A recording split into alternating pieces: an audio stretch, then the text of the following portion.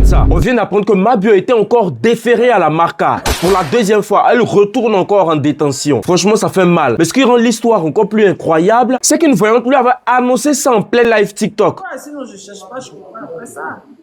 En fait, tu sais que tu vas te retourner en prison, mais pas, c'est pas toi qui seras. Non, non.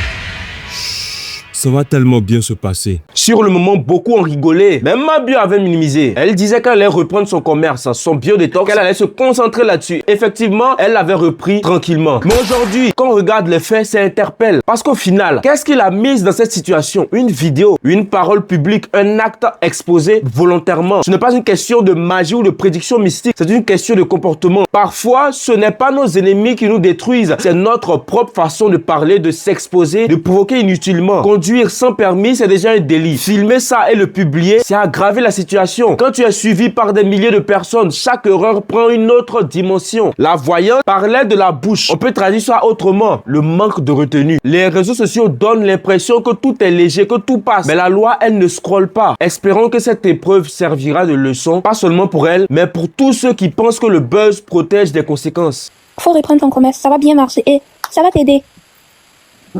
T'as compris? Très compris, mon